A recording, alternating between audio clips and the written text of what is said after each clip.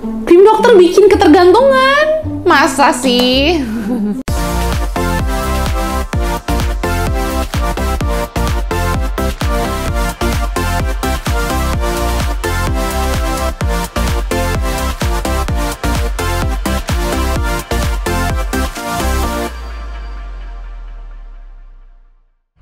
Assalamualaikum everyone, welcome back to my YouTube channel. Kembali lagi sama aku, Dr. Akmarina pastinya. Nah, buat teman-teman yang mungkin baru pada bergabung, ini tuh YouTube channel apa sih? Nah, ini YouTube channel yang membahas tentang seputar kesehatan, kecantikan, travel vlog, dan juga daily vlog. Nah, untuk di episode kali ini, aku pengen banget bahas tentang skincare itu bikin ketergantungan nggak sih? Krim racikan dokter tuh bikin ketergantungan nggak sih? Nah, itu adalah pertanyaan yang sering banget para beauties tanyain, dan juga para pasien-pasienku tuh tanyain berulang kali, bikin ketergantungan nggak? Terus nanti setelah lepas dari krim dokter, bikin kulitnya tuh jadi balik ke awal, atau bahkan jadi lebih tipis, atau jadi breakout nggak sih dok? Nah, ini dia nih. Episode kali ini aku pengen banget bahas kupas tuntas tentang krim racikan itu bikin ketergantungan nggak sih? Nah, di episode sebelum-sebelumnya kalian juga bisa tonton videonya, ini juga berkaitan, dan kalian bisa klik link yang ada di description box. Kalian bisa lihat di video ini ya.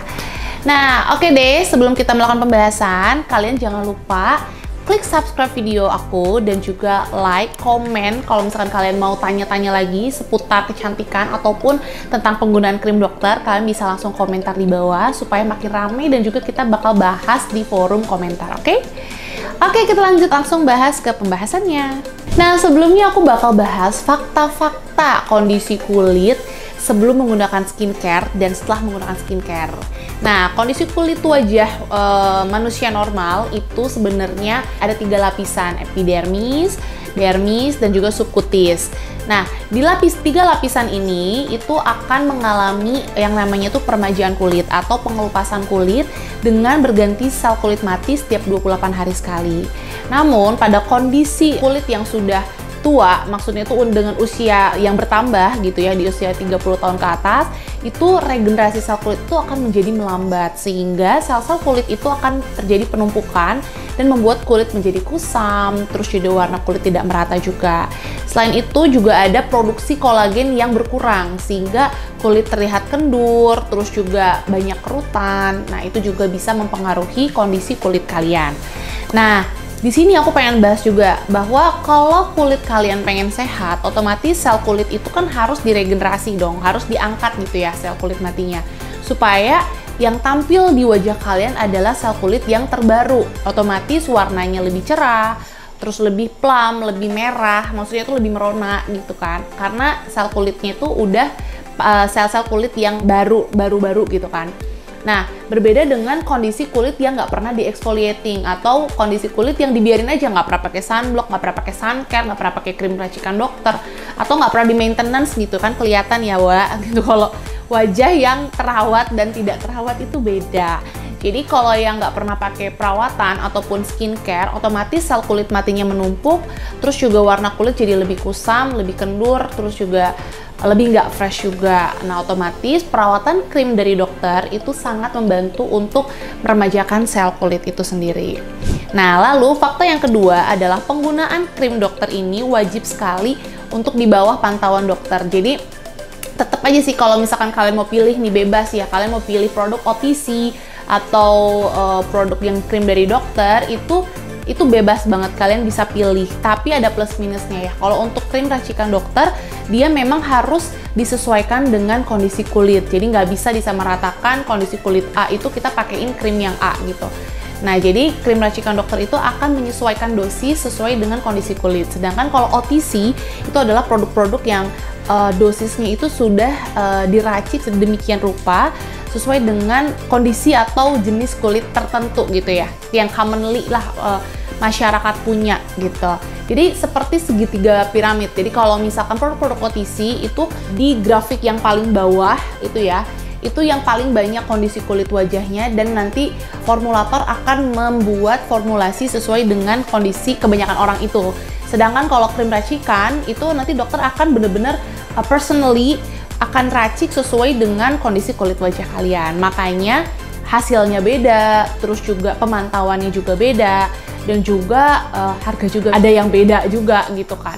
Nanti akan disesuaikan dengan kondisi kulit kalian. Nah, aku juga pengen memberikan ya, mungkin helikopter view buat kalian yang masih memiliki stigma bahwa penggunaan krim dokter tuh bikin kulit tuh jadi sensitif, breakout, ataupun jadi kulitnya tuh jadi tipis. No, jadi sebenarnya krim racikan dokter apabila ditangani dengan dokter yang tepat, dosis yang tepat, dan juga di bawah pantauan dokter yang tepat, itu akan menjadikan kulit kalian tuh jadi bagus. Tapi dengan catatan akan diberikan dosis maintenance gitu ya. Nah, aku akan memberikan perumpamaan nih, kayak contohnya kalian mandi. Kalau kalian mandi satu kali, apakah kulit kalian tuh akan terus wangi, akan terus bersih kan? Enggak.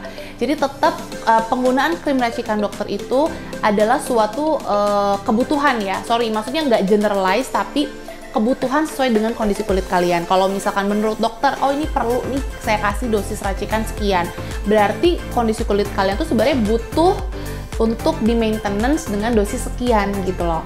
Nanti apabila hasilnya sudah maksimal dalam jangka waktu tertentu, dokter akan menurunkan dosisnya atau diberikan tapering off untuk dipindahkan ke krim yang OTC atau yang bisa kalian beli di drugstore atau yang BPOM dosisnya yang lebih rendah gitu.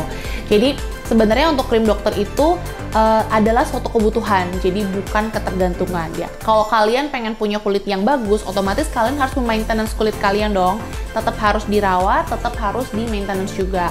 Nah, caranya gimana? Yaitu tadi bisa dengan menggunakan krim dokter dan di tapering off dengan menggunakan produk-produk OTC. Seperti itu. Nah, terus berapa lama sih dok untuk penggunaan krim dokter itu yang amannya ya, batas waktunya itu berapa lama? Nah, itu kalian bisa konsultasikan sama dokter kesayangan kalian. Biasanya nanti dokter akan memberikan mix terapi sesuai dengan kondisi kulit. Misal, kalian tuh jerawatan parah nih, nggak bisa kan kulitnya tiba-tiba jadi putih gitu kan, nggak bisa kayak gitu. Itu akan tetap takes time. Jadi untuk kalau kulit kalian berjerawat, otomatis akan diberikan krim racikan untuk membunuh bakteri jerawat dulu. Baru setelah itu, setelah bersih, baru kita berikan untuk maintenance pengelupasan sel kulitnya untuk memberikan hasil kulit yang lebih cerah gitu. Nah, setelah itu baru nanti dokter akan menurunkan lagi dosis untuk kalian bisa menggunakan produk-produk OTC.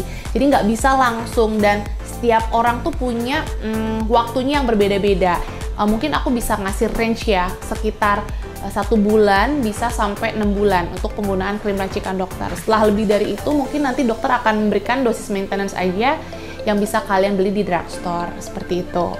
Nah, jangan lupa juga untuk hasil yang maksimal, kalian wajib banget menggunakan sunscreen SPF minimal 30 untuk memaintenance kulit kalian dari radikal bebas. Nah, nanti kalian bisa reapply 2-3 jam sekali. Nah, mungkin sekian aja video aku kali ini tentang pembahasan krim dokter itu bikin ketergantungan atau enggak sih gitu ya. Nah, buat kalian yang merasa video kali ini bermanfaat, kalian bisa langsung share ke teman-teman kalian, dan juga jangan lupa komen buat teman-teman yang mau tahu tentang apa lagi sih yang aku pengen bahas atau pengen konsultasi ini secara online. Kalian bisa langsung klik link yang ada di description box di bawah ini. Oke? Nanti kalian bisa langsung konsultasi secara online dengan para dokter dari tim Akma Skincare tentunya. Oke, thank you for watching and see you in the next my video. See you, bye-bye!